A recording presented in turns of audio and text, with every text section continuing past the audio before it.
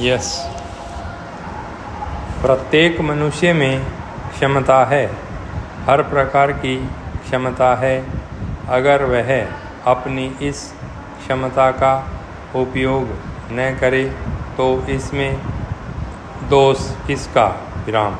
विश्व का विधान कहता है, एक बार तुम अपने भीतर झांक कर तो देखो। विराम। ईश्वर ने तुमको सब कुछ दे रखा है। विराम। उसका उपयोग करो। विराम। वास्तविकता भी यही है। विराम। इसके बावजूद अगर हम जीवन में असफल रहते हैं तो इसमें हमारा अपना ही दोष है। विराम। आप दूसरों को या भाग्य को दोष नहीं दे सकते हैं। कई बार हम हाथ पर हाथ रखकर बैठ जाते हैं तो हमारी समझ में नहीं आता कि हम क्या करें। उस समय हमें और सावधानी से काम लेना चाहिए। सफलता प्राप्त करने के लिए जिस कठोर परिश्रम और लगन की आवश्यकता पड़ती है उसकी ओर हमारे भीतर कमी नहीं होनी चाहिए। इस सृष्टि में सब कुछ है। इच्छित लक्ष्य की ओर हमारा बढ़ना आवश्यक है। मानवीय आवश्यकताओं की पूर्ति के लिए समस्त पदार्थ पृथ्वी पर उपलब्ध हैं। अब यदि कोई भी उस संपत्ति का उपयोग न करे तो इसमें किसका दोष है? यदि कोई उसे ग्रहण करने में आनाकानी करे या आलस्य करे तो क्या कहा जा सकता? कहावत मशहूर है, आप घोड़े को तो पानी तक ले जा सकते हैं, पर अगर घोड़ा उसे न पीना चाहे तो क्या करेंगे आप? ठीक इसी घोड़े की तरह हम में से बहुत हैं। अपने आलस्य, अपनी अकर्मण्यता, लापरवाही के कारण हम इस प्रकार आगे नहीं बढ़ पाते हैं जैसा कि हमको करना चाहिए। विराम। पैरा। सृष्टि का निर्माण आनंद के लिए किया गया है। विराम। ईश्वर ने मनुष्य की रचना इसलिए नहीं की उसका निर्मित पुत्र मानव किसी प्रकार से अभावग्रस्त रहे। विराम। उसने अपने सारे साधन दिए हैं। विराम। वास्तव में हमारा जन्म सुख, शांति और संपन्नता के साथ जीवन यापन के लिए हुआ है। यह दुनिया हमारे उपयोग के लिए बनाई गई है। जीवन का अर्थ दुखी न होकर आनंदमय होना चाहिए। हमारे जीवन का अर्थ अय्याशी, उच्च श्रृंखलता नहीं है।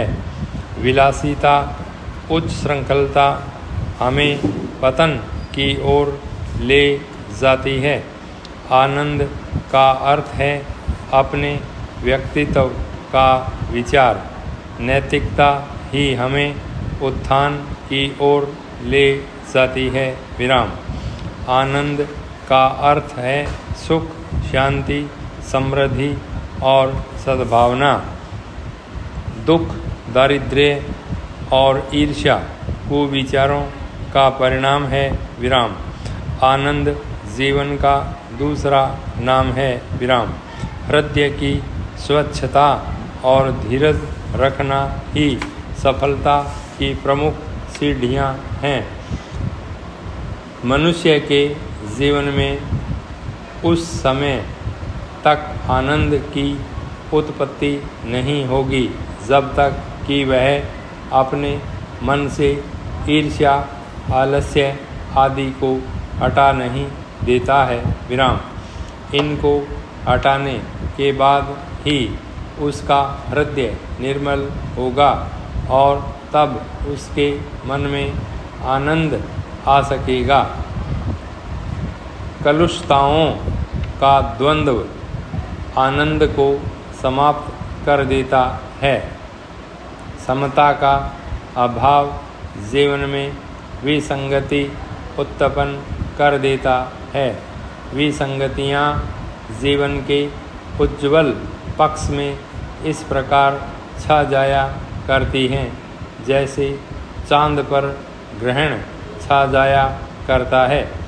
आशा, विश्वास और श्रद्धा ही जीवन को आलोकित करते हैं। विराम। इससे जीवन में शुचिता, निर्मलता और स्वच्छता आती है। विराम। इनसे ही जीवन में संतुलन आता है और संतुलित जीवन ही हमारे हृदय में प्रेम की सरिता का संचार करता है। विराम। हमारा मन उदार होना चाहिए। संकीर्ण मन संकीर्ण भावनाओं से भरा रहेगा और हम कभी भी अपने लिए अच्छा स्थान नहीं बना सकते हैं। विराम। हमारे जीवन में पवित्रता बहुत आवश्यक है। विराम।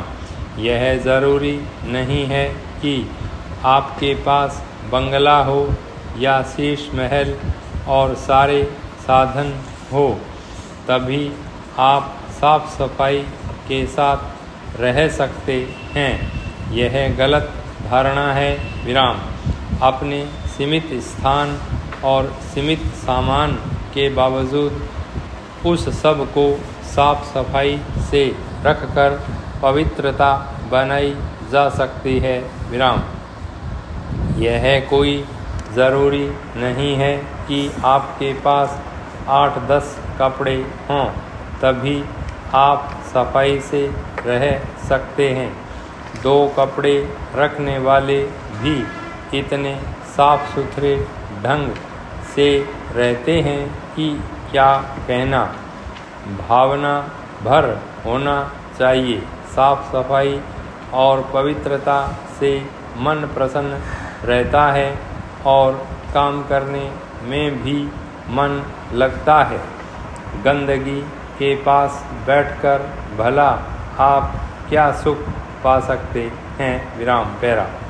कोल्हू के बैल की तरह हमें आँखों पर पट्टियाँ बांधकर नहीं चलना चाहिए।